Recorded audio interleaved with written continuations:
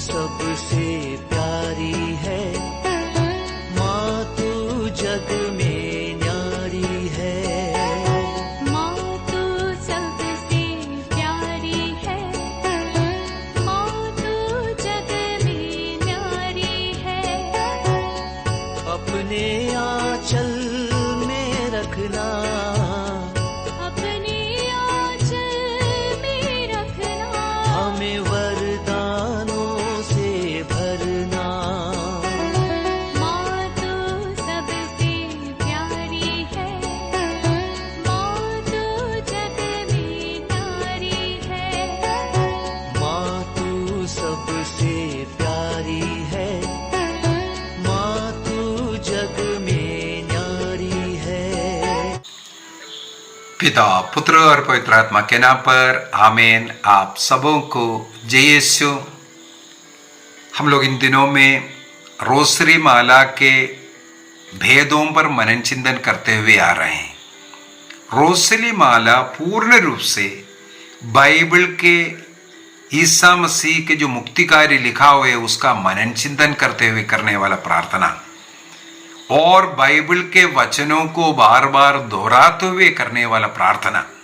अनेकों लोग ये रोसरी प्रार्थना का निंदा करते हैं, वो गलत है, उसको करना मना करने वाला ऐसे कई लोग हम लोगों के बीच में है।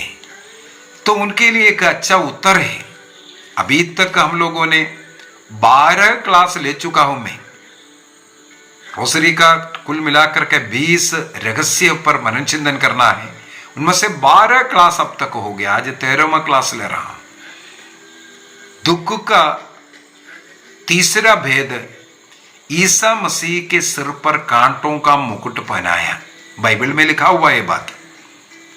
हम लोग मत्ती के सुसमाचार उसके अध्याय 27 वाक्य 27 से 29 तक इसके विषय में लिखा हुआ है। शिष्य लोग ईसा मसीह को छोड़ करके भाग रहा है और वो अकेला गिरफ्तार, कई लोग उनके खिलाफ चिल्ला रहा है, चीख रहा है। कोई उनका साथ देने के लिए, उनके साइड में बताने के लिए भी नहीं है। ऐसा कोर्ट। और पिलातुस वहां का गवर्नर होकर के उनको मालूम है ईसा मसीह ने कोई गुनाह नहीं किया, बार बार बोला है उन्होंने। इसके बावजूद ईसा मसीह को कोड़े मारने का आदेश देकर के सिपाहियों के हवाले किया।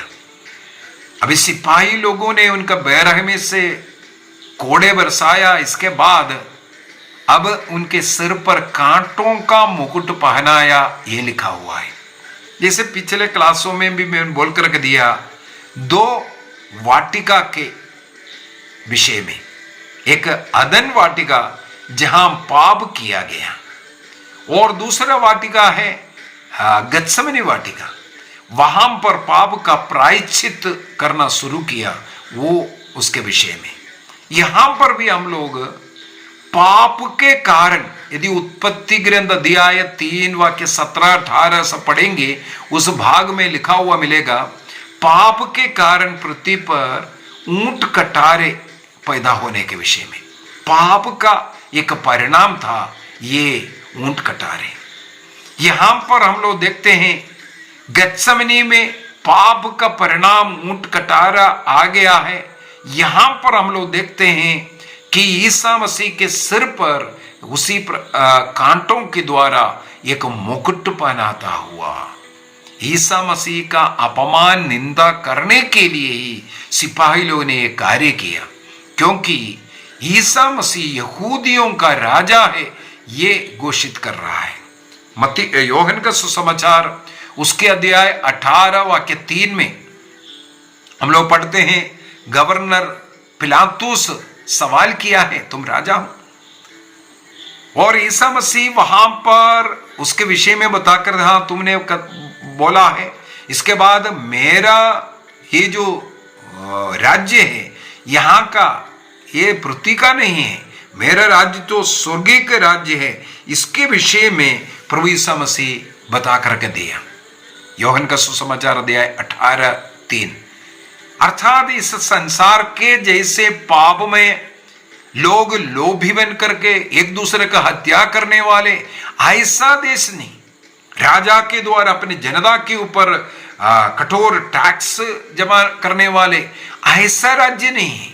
मेरा राज्य में प्रेम, आनंद, शांति, जहां पर भेदभाव नहीं होगा, जहां प्रेम रहेगा, ऐसे एक राज्य के विषय में ईसा मसीह वहां पर बता करके दे रहा है।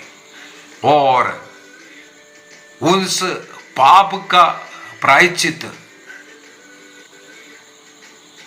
यहां पर कांटों का मुकुट पहना करके उनको अपमान निंदा करना, राजा के सिर पर स्वर्ण का मुकुट पहनाया जाता है, यहां कांटों का मुकुट पहनाने वाला वो सिपाही लोगों को ये मालूम नहीं होगा कि ये अधन वाटिका का पाप का परिणाम, उस ऊंट कटारा वो इनके सिर पर लेकर के आ रहा है। क्या देखो कितना किस किस प्रकार ईश्वर अपना चिन्ह चमत्कार को दिखा रहा है, उनका वो मुक्ति कार्य को करते हुए जा रहा है। मुक्ति इतिहास के अंदर, जिसे मैंने कल के क्लास में भी बोला, नबी इसहाक के द्वारा अनेकों ऐसा भविष्यवाणी किया, विशेषकर जो ईश्वर संबंधी कुछ जो ईश्वर के जो सेवक के विषय में इसहाक का ग्रंथ अध्याय 42 से आगे जो लिख करके आ रहा है, और विशेषकर अध्याय 53 के अंदर उनका वो दुख पीड़ा के विषय में सब लिखा हुआ है। यहां पर वो सब पूरा होता हुआ हम लोग देख रहा है, किस किस प्रकार उनका अपमानित कर रहा है, निंदा कर रहा है। नबी इसहाक का ग्रंथ अध्याय 53:3 के अंदर इस व्यक्ति के रूप में उनका अपमान निंदा के विषय में यहां पर वर्णन किया है। पाप का कीमत कितना बड़ा है, मनुष्य पाप कर कर डाल रहा है, मनुष्य को मालूम नहीं मनुष्य के जीवन में उसका कितना बड़ा मूल्य देना पड़ रहा है। यहां पर गत्समनी में और इसके बाद ईसा मसीह के इस प्रकार का अपमान, निंदा, कोड़े मारना, ये सब पाप का कीमत चुका रहा था। लेकिन उस तुलना में ईश्वरीय प्रेम यहां जीता हुआ, क्योंकि ईश्वरीय प्रेम के कारण, मनुष्य के प्रति ईश्वर का प्रेम के कारण वो सब कुछ अपने शरीर में सहन कर रहा था। ये हम लोग इस घटना के द्वारा पढ़ सकते हैं। और साथ ही साथ कैथोलिक कलीसिया का धर्म शिक्षा ग्रंथ कैटेकिज्म ऑफ कैथोलिक चर्च 615 के अंदर 615 के अंदर ईसा मसीह मृत्यु तक अपने पिता के अधीन आज्ञाकारी पुत्र के रूप में रह करके सब कुछ वो सहन किया। फिलिपियों का पत्र अध्याय 2 वाक्य 6 से 8 तक वचनों में भी उस सफरिंग सर्वेंट का वो स्वभाव, अपने को काली कर वो ईश्वरीय जो ईश्वर का बराबरी करने का वो जो महिमा को उन्होंने काली कर करके एक मनुष्य का रूप, एक पापी का रूप धारण कर वो सब कुछ सहन करता हुआ सब हम लोग पढ़ते हैं। और यहाँ पर इन सिपाही लोगों के द्वारा ईसा मसीह के मुंह पर थूकना हो, थप्पड़ मारना हो, या कोड़े बरसाना हो, या कांटों का मुकुट उनके सिर पर रख करके उनके अपमानित करना हो, उनके सामने घुटना टेक करके उनका दंडवत करते हुए दिखाना, अपमानित करना, ये सब हम लोग देखते हैं। एक सृष्टि के द्वारा सृष्टिकर्ता की अपमान करना यहां पर हम लोग देखते हैं। कई बार मनुष्य के जीवन में जाने अनजाने में कई बार ईश्वर की निंदा करते हैं। ईश्वर ने जो बातें सिखाया उसका विपरीत सिखाते हैं।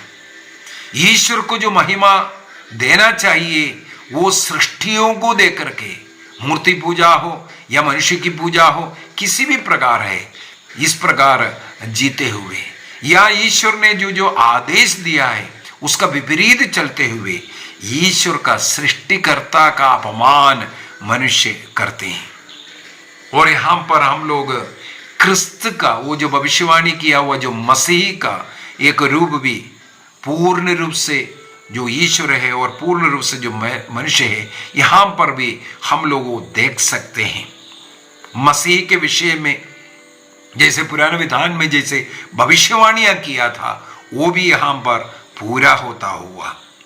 और मैंने एक शब्द कई क्लासों में बता करके दिया है, फिलिपियों का पत्र दिया है 2:7 के अंदर, वो जो अपने को खाली करने के विषय में केनोसिस, वो जो शब्द है, उससे शब्द केनोसिस, ईश्वर अपने जो ईश्वर है लेकिन उसको खाली किए, वो उस महिमा को उन्होंने हटा करके मनुष्य बन करके वो अपमान निंदा सहन करने के लिए तैयार हुआ। यहां पर हम लोग क्रिस्त का, वो मसीह का वो रूप देख सकते हैं। कुछ स्पिरिचुअल बातों को भी यहां पर हम लोगों को उठाना चाहिए। सबसे पहली बात है, ईसा मसीह ने ये सब कुछ मनुष्य बन करके इसलिए किया, हम सबों के लिए एक उदाहरण बन गया। किस प्रकार सहन करते वक्त भी दूसरे लोग पीड़ा अपमान कर रहा है, मुंह पर थूक रहा है, थप्पड़ मार रहा है, तब भी उनके लिए, दुश्मन के लिए प्रार्थना करते हुए उसके सहन करना, क्षमा करना, ये एक अच्छा उदाहरण प्रभु ईसा मसीह ने जी करके दिखाया। केवल बोल करके नहीं, जी करके अपने जीवन का उदाहरण ये दिखाया। यदि अहंकार, घमंड, शंका, शक ये सब पाप की जननी है, ईसा मसीह ने अपने को विनम्र करते हुए आज्ञाकारी पुत्र बन करके जी करके दिखाया मनुष्य को इस प्रकार पाप से कैसे दूर रखना है। शैतान को अपने पैरों तले रोंदने का यही सबसे उत्तम तरीका है, अपने को शून्य बनाइए। दूसरों को सहन करना, क्षमा करना, प्यार देना शैतान को पैरों तले रोंदने का बराबर है। और यहां पर हम लोग देखते हैं ईसा मसीह के सिर पर कांटों का मुकुट पहनाया कर करके। मुकुट सोने का होता है, कोई भी व्यक्ति कांटों का मुकुट नहीं पहनाएगा। यहां पर एक और शिक्षा हम लोगों को मिल रहा है, जैसे मैंने बोला अदन वाटिका का जो ऊंट कटारा जो पाप के कारण पैदा होने का, वो उसको अपने सिर पर उठाने का विषय में। लेकिन इसके साथ साथ एक और हम लोग जो आध्यात्मिक रूप से ये सीख सकता है, हमारे जीवन में यदि आध्यात्मिक रीति से विजय चाहिए, वो सफरिंग के द्वारा है। क्योंकि क्राउन, मुकुट विजय का चिन्ह है। यदि कांटों का मुकुट है, इसका मतलब मुकुट विजय का चिन्ह है। यदि वो कांटों का बनाया हुआ है, इसका अर्थ मतलब ये हो गया कि सफरिंग के द्वारा, दुख पीड़ा के द्वारा आपको विजय मिलेगा। आपका जीवन सफल बनाने के लिए आपके जीवन में दुख कष्टों को, अपमानों को सहन करने की जरूरत है। उसके द्वारा आपको विजय है। प्रकाशना ग्रंथ अध्याय 2 वाक्य 10 के अंदर लिखा है, कुछ समय के लिए आपके जीवन में दुख कष्ट पीड़ा सहन करना पड़ेगा, वो कुछ समय के लिए। इसके द्वारा आपको जीवन का मुकुट मिलेगा। जीवन का मुकुट मिलने के लिए आपको ये दुख का, ये अपमान का, ये निंदा का क्राउन धारण करना जरूरी है, मुकुट धारण करना जरूरी है। इस प्रकार एक प्रकार का आध्यात्मिक लड़ाई में हम लोग जीत सकता है। ईसा मसीह ने इस प्रकार का जीवन जीते हुए हमें पवित्रता का जीवन जीने के लिए ये एक मार्ग, एक उदाहरण प्रस्तुत किया। क्रिस्त के साथ संयुक्त होकर के जो व्यक्ति जीवन जिएगा, जो क्रिस्त को धारण कर जीवन जिएगा, जिस व्यक्ति में क्रिस्त के आत्मा निवास करेगा, वो व्यक्ति इस प्रकार अपमान निंदा का समय पर विजय प्राप्त करेगा। उसके द्वारा विजय का मुकुट धारण करेगा। योहन का सुसमाचार अध्याय 15 वाक्य 20 में प्रभु ने कहा, यदि वे लोग मुझे इतना दुख कष्ट पीड़ा दिया, इस संसार में तुम्हें भी पीड़ा मिलेगा। वाक्य 33 में बोल रहे हैं, ढारस रखो, क्योंकि मैं इस संसार पर विजय प्राप्त किया हूं। तुम ढारस रखो, क्योंकि मैंने विजय प्राप्त किया। तुम्हारे जीवन में कष्ट पीड़ा आएगा।